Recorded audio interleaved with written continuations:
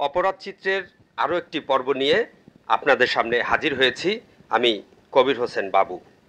দর্শক, আজকে জানাবো বেপরোয়া, একক ছত্র নিয়ন্ত্রণ, ভাই বোন মা সহ সকলের সম্পদ আত্মসাৎকারী আবুল বাশার জনির চরিত্র।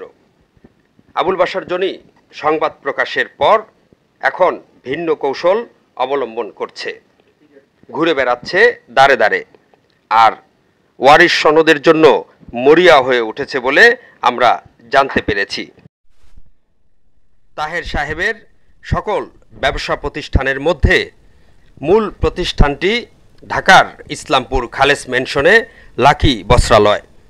তার পুরো আয় ব্যয় একাই গিলে খেয়ে এখন বলে বেড়াচ্ছে লাকি বস্ত্রালয়ে কিছুই নেই, পুরো প্রতিষ্ঠান খালি।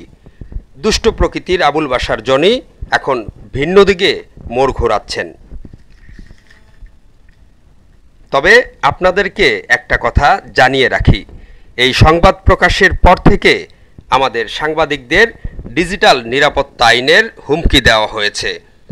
ডিজিটাল নিরাপত্তা আইনের দোহাই দিয়ে সাংবাদিকদের দমানো যাবে না, এটি আপনাদের ভুল ধারণা।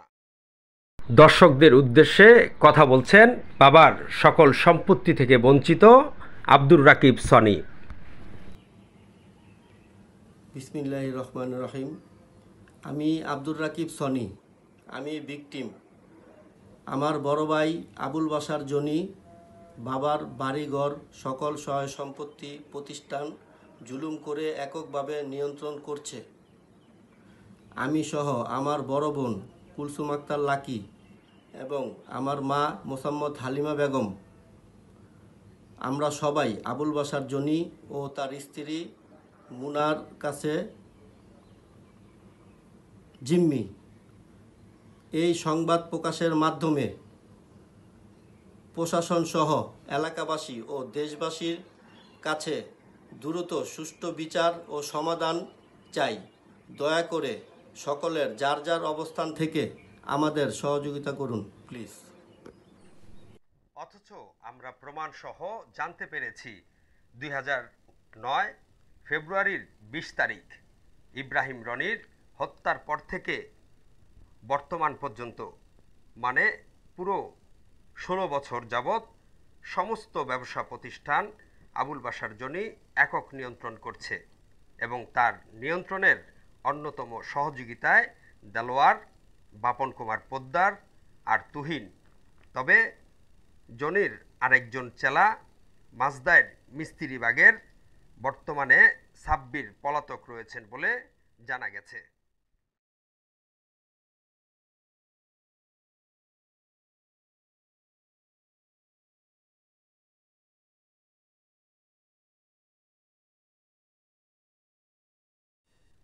তবে সচেতন মহল বলছেন, আইন শৃঙ্খলা বাহিনীর সক্রিয় ভূমিকা থাকলে এতদিনে হয়তো বিষয়টি সমাধানের পথ পাড়ি দিত বলে মত দিয়েছেন নারায়ণগঞ্জ সিটি কর্পোরেশনের 11 নং ওয়ার্ড কাউন্সিলর হাজী ওহিদুল ইসলাম ও এলাকাবাসী সহ অন্য বিচারকরা।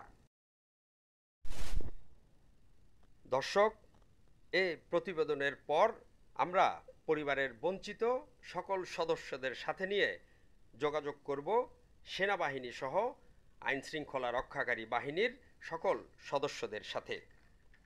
সেই পর্যন্ত সবাই ভালো থাকবেন, সুস্থ থাকবেন। নতুন তথ্যের বারতা দিয়ে আজকের মতো বিদায় নিচ্ছি আমি কবির হোসেন বাবু।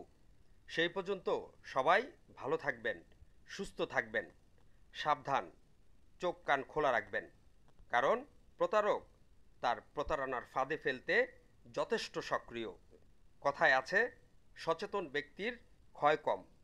আবার দেখা হবে আপনাদের সাথে ভিন্ন কোনো তথ্য নিয়ে, ভিন্ন কোনো অনুসন্ধানের পথে। আল্লাহ হাফেজ।